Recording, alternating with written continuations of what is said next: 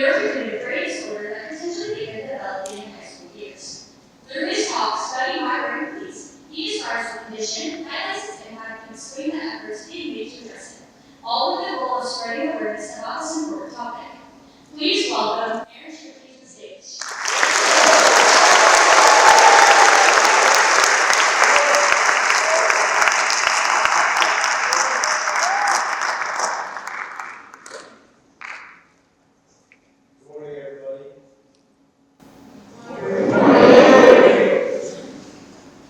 Study my brain, please. Think about these 4 words. It's an unusual word. Nothing like, please clean your room or do your homework, please. Study my brain, please. These were the haunting final words left behind by a 27-year-old gunman who carried out a deadly shooting in Manhattan on July 28, 2025. After taking the lives of 4 others, and then his very own, he left behind devastation and one chilling request. Study my brain, please. But why? Because something inside him didn't feel right. Something was unraveling, but he couldn't explain it. But he had a suspicion. Before the headlines and much before the tragedy, Shane Devontamora was a high school football player, a running back. He played through pain, absorbed hits, and suffered several head injuries during his teenage years. According to those close to him, he began to change. He grew withdrawn, impulsive, even angry. And in his final days, he seemed paranoid and emotionally unstable. Shane believed that there was something wrong with his mind, and he was likely right. What he was suffering from is what we call CTE, or chronic traumatic encephalopathy, a neurodegenerative brain disease caused by repeated head trauma. It's because of stories like Shane Devontamora and so many other athletes in our world, I feel it is imperative to take a deeper dive into CTE.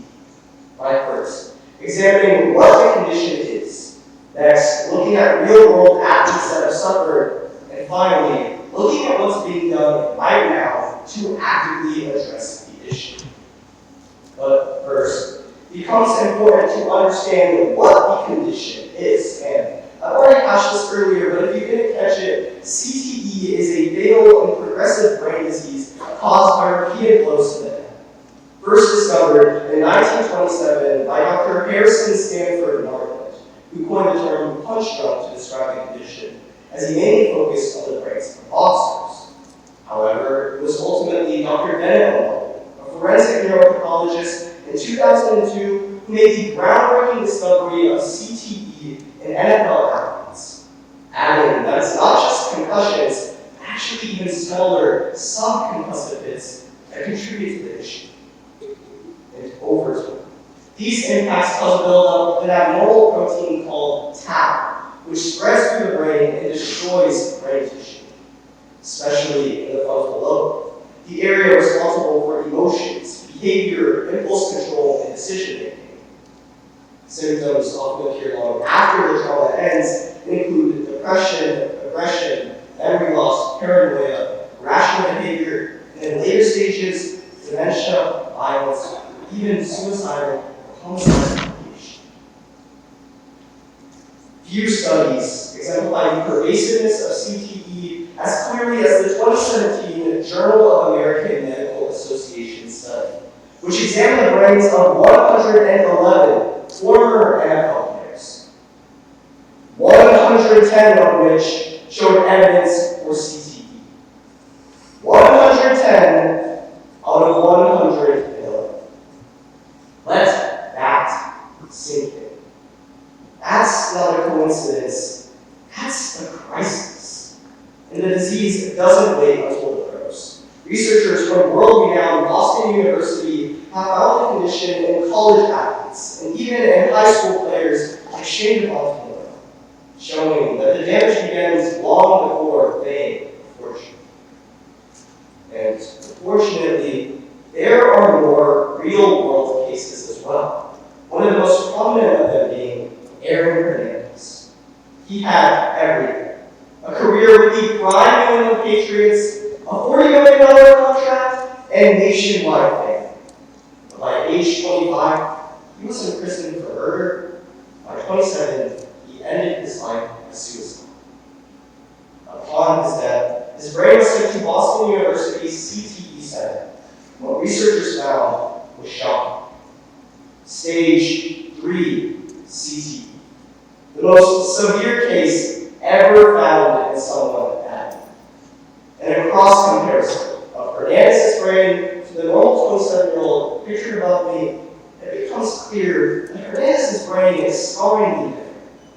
To begin, his frontal lobes are shrunken and riddled with tau. The areas that regulate emotions, behavior, impulse control, and decision-making were severely damaged.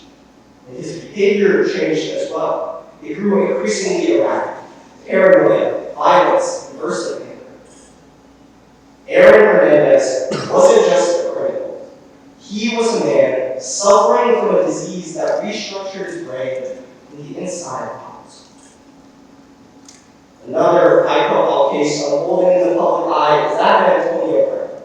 Once considered one of the NFL's most sought-after wide receivers, Brown's fall has been, well, dramatic to say the least. Mid-game warnings, erratic social media outbursts, and strained relationships with teammates and coaches. Many say that his decline began after a violent 2016 head-on hit by linebacker Devontae Burton, which left Brown motionless on the field. Since then, his behavior has spiraled, consistent with Patterson and other former players later diagnosed with CTE. And although Brown hasn't been officially diagnosed, because again, CTE cannot be confirmed until after death in a brain autopsy, neurologists, fans, as well as former teammates and coaches have all voiced concern. And Brown's story reflects a larger truth. CTE doesn't always go quickly. It doesn't strike all at once. Rather, it builds in silence. What starts as forgetfulness becomes rage. What starts as anxiety becomes paranoia.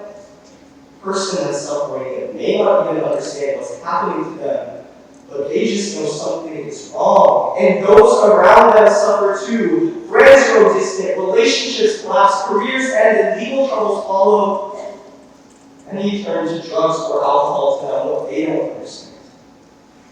And sometimes, in the worst of cases, they die by suicide, choosing methods that preserve their brains, such as a gunshot to the chest, drinking antifreeze, or strangulation.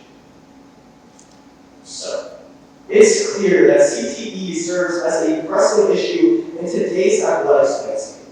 But what is being done right now to actively address it? Banning football or high-impact sports?